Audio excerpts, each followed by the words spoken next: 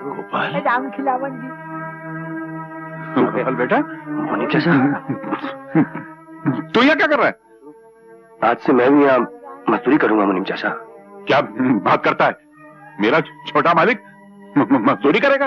ये कभी नहीं हो सकता। क्यों मुनीम चाचा, मजदूरी करना पाप है? क्या ये मजदूर इंसान नहीं है? इन्हें भगवान ने पैदा नहीं किया?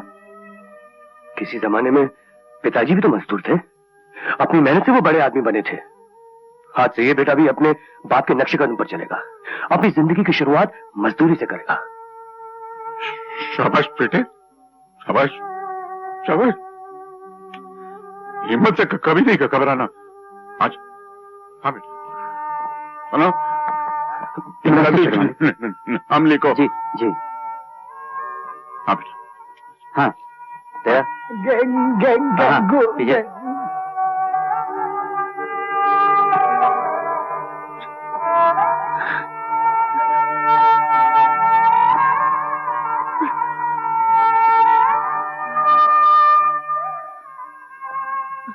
अबे ओ मुनीम,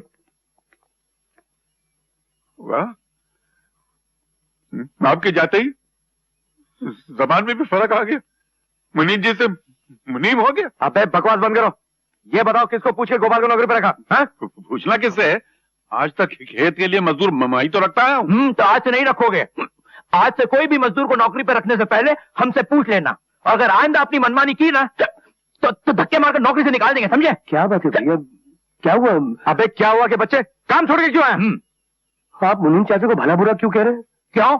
ये मुनीम क्या तेरे रिश्ते में लगता है? रिश्ते में तो लगते हैं। हमारे घर के हर बुजुर्ग, चाहे वो नौकर क्यों ना हो, मेरे रिश्ते में तो लगते हैं। तो आज से रिश्ता यहाँ बंद। क्योंकि मालिक सिर्फ मालिक होता है और नौकर सिर्फ नौकर। तुझे भी इसी शर्त पर रखा जाएगा, वरना अभी इसी वक्त निकाल दिए जाओगे। और फिर सर पटक पटक के मर भी गया ना तो कहीं नौकरी नहीं मिलेगी तुझे, समझा? आप लोग गलत समझ रहे हैं।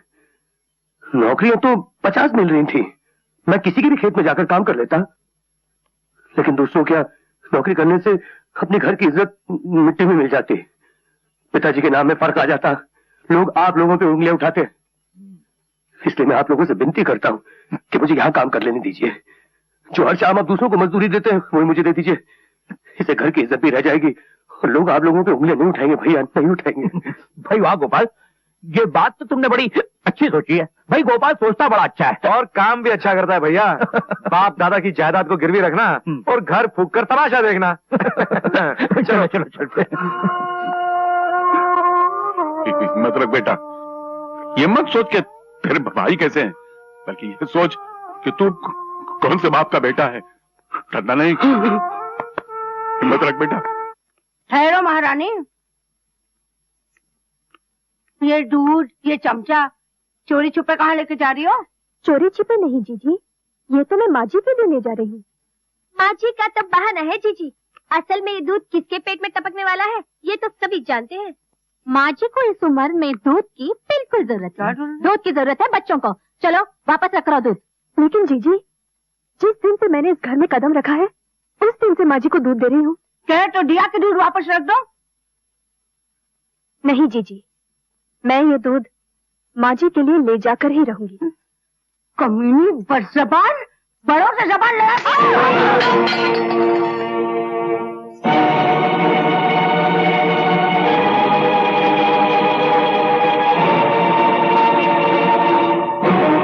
जीजी, तुमने मुझे मारा? हाँ हाँ मारा। मेरे साथ जबान चलाने वाली को 1000 बार मारूंगी, मार मार के मुंह तोड़ दूंगी, समझी? तू है क्या चीज? इस घर में तेरी औकात भी क्या है? मैं इस घर की बहू हूँ, आप लोगों की तरह। हमारी तरह? हरामखोर हमारी बराबरी करती है?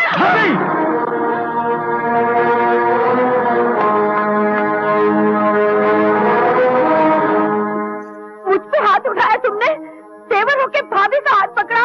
कितने गिर गए हो तुम। ये घर अब शरीफों के लायक नहीं रहा। बाबूजी क्या मर गए, इस घर के लोगों की आंखों का पानी मर गया है। छोटे बड़ों पर हाथ उठाते हैं, पत्नी जबान चलाती है और पति माँ समान भाभी पर हाथ उठाता है। क्या चाहिए तुम भाभी? मैंने तुम पर हाथ उठाया? अरे झूठ क्यों बोलती हो भाभी? भगवान से तो डरो। हाय हाय, तो क्या मैं झूठ बोलती हूँ? ये दोनों भी गवाह है। क्यों नहीं चमेली, इसने मुझ पर हाथ उठाया था कि नहीं? हाँ, इसने हाथ तो उठाया था तुम्हें मारने के लिए। बिल्कुल नहीं, तुम सब झूठ बोल रही हो। किसी को भगवान का जरा से भी डर नहीं है यहाँ। भैया, आप सोच सकते हैं कि मैं ऐसी नीच हरकत कर सकता हूँ? बिल्कुल कर सकते हो। तुम अपना घर बेच सकते हो, बाप की मौत का कारण बन सकते हो, तो अपनी भाभी पर हाथ क्यों नहीं उठा सकते? बस बस, बहुत हो चुका। अब इस घर में या तो ये रहेगा या तो हम रहेंगे। क्यों नहीं चमेली? बिल्कुल ठीक कह रही है दीदी। कैसी बातें करती बहू? गोपाल इस घर का बेटा है, वो यहाँ नहीं रहेगा तो फिर कहाँ रहेगा? बात तुम बीच में मत बोलो। इस गोपाल ने बहुत गुल खिलाए, अब बर्दाश्त नहीं होता। भैया मैंने किया क्या है? अरे क्या नहीं किया? अब वैसे भी गोपाल का इस घर में रखा ही क्या है? इस घर में क्यों रह रहा है? इसका हक क्या है? जो कुछ भी इसका हक था वो इसने लुटा दिया, फिर अपना मुंह काला करके यहाँ से क्यों नहीं जाता? क्यों हमारे कलेजे में कील ठोक रहा है? हाँ?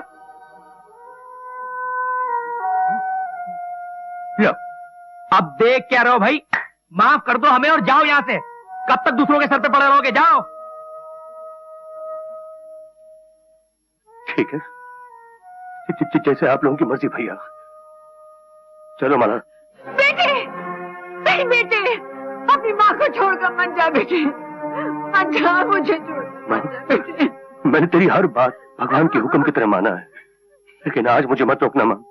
तुझे मेरी कसम, मेरे स्वर्गीय पिताजी की कसम, मुझे मत रोकना। आओ माला चले। मुझे आशीर्वाद दो माँ। अच्छा, मुझे आशीर्वाद दो। नहीं बेटे, चाचा आंखें दीजिए। ठहरो ठहरो बेटे।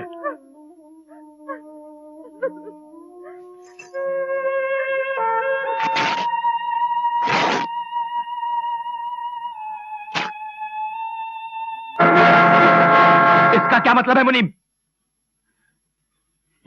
ये मैं तुम्हारे आने वाले कल की कहानी का हिस्सा छोड़कर जा रहा हूं। इस दुनिया में जो जैसा करता है एक दिन ऐसा ही भरता है। आज तुम एक मजबूर बेटे को उसकी मां से अलग करके धक्के मार के घर से निकाल रहे हो। कल अगर तुम्हारी औलाद बड़ी होकर तुम्हें धक्के मार के घर से निकाल दे तो मेरी समाधि में आके थूक के चले जाना। मगर उस दिन तुम्हारे पास सर छुपाने का फटा हुआ कपड़ा भी नहीं होगा। उस दिन ये कम्बल का टुकड़ा तुम्हारे का काम आएगा, याद रखना। तुम बकवास बंद करो ना, मुंह तोड़ दो। और तुम कर भी क्या सकते हो? बाप का दिल तोड़ सकते हो, भाई से रिश्ता तोड़ सकते हो, बाप समान मुनीम का मुंह तोड़ सकते हो। इसके सिवा तुम कर भी क्या सकते हो बेटे? कर ही क्या सकते हो? तेरा दिमाग ठिकाने पे लगाना पड़ेगा। निकल जाए यहाँ से। तेरी जरूरत नहीं, तुझे नौकरी से निकाला जाता है। अरे तुम क्या मुझे नौकरी से अलग करोगे? मैं खुद लात मारता हूँ तुम्हारी नौकरी पर। तुम लोग बात करने के लायक नहीं हो। तुम्हारे नौकरी को कौन करेगा? देख भाई, सीधी तरह से निकल वरना हड्डी पसली तोड़ के कर दूंगा। हड्डी पसली तोड़ेगा? ले तो तोड़। उठा हाथ। अरे मैं सिर्फ जबान का हकला हूँ, हाथ का हकला नहीं हूँ। तोड़ना। हड्डी पसली तोड़ेगा इसलिए बोल के भोड़ा किया था तुम लोग को। लेकिन अपने नमक खाने नौकर को माफ कर दे मालिक। मैं भी ऐसे चाहता हूँ। अरे जब मालिक लिखी दिन नहीं रहे तो नौकर कैसे रह सकता? मैं भी चाहता हूँ मालिक।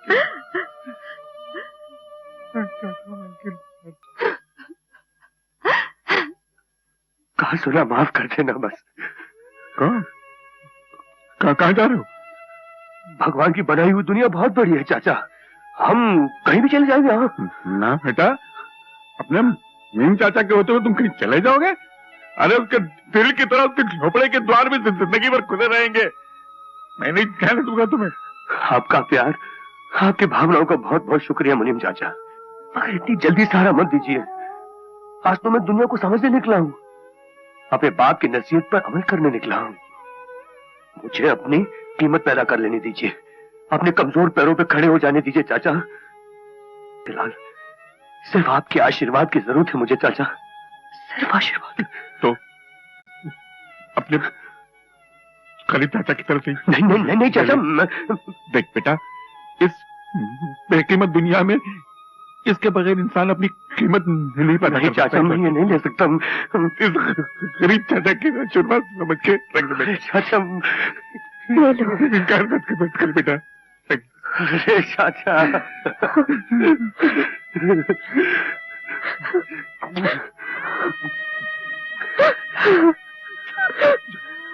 बाबा तू की रखता।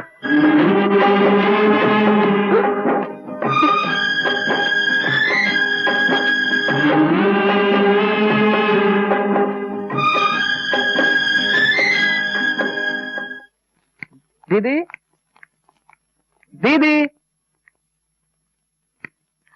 अरे अरे भैया, भाभी, पाए जीते रहो जीते रहो। ये क्या, न चिट्ठी न तार। बस बन गया प्रोग्राम। बहुत अच्छा किया। तुम लोग को अचानक यहाँ देखकर मैं तो खुशी से पागल हो रही हूँ। बेला, ये मेरे भैया है और ये भाभी और ये इनके दोस्त।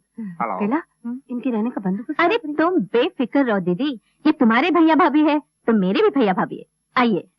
अरे सामान यही रहने दो, नौकर ले आएगा। अच्छा। आइए। आओ। अरे कस्तूरी, सुन तो जी। माटी का सामान गैरेज में रख दे। क्या?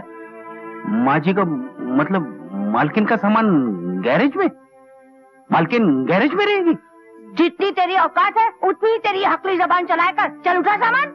लेकिन के बच्चे, तू अपनी बकवास बंद कर। जो जीजी कह रही है वो कर, वरना यहाँ से अपना मुंह काला कर। हाँ, मैं तो यहाँ से मुंह काला कर लेता हूँ, लेकिन याद रखना बहू, तुम लोगों का इस दुनिया में ऐसे मुंह काला होगा कि सारे संसार की सफेदी बहुत लोगी, फिर भी कालापन दूर नहीं होगा। बदतमीज, 2 कौड़ी का नौकर, तेरी ये मजाल। तुमने मुझ पर हाथ उठाया? मेरे स्वर्गीय मालिक ने भी बड़ी से बड़ी गलती पर प्यार से मेरे सर पर हाथ रखा, कभी चाटा तक नहीं मारा, और तुमने मुझ पर हाथ उठाया। मगर हाँ, जाहिर बात है, जब तुम लोगों ने दुख देकर मेरे मालिक को इस दुनिया से उठा लिया, तो मुझ जैसे नौकर पे हाथ उठाना कौन सी बड़ी बात है? कौन सी बड़ी बात? अच्छा बोल के नहीं कस्तूरी,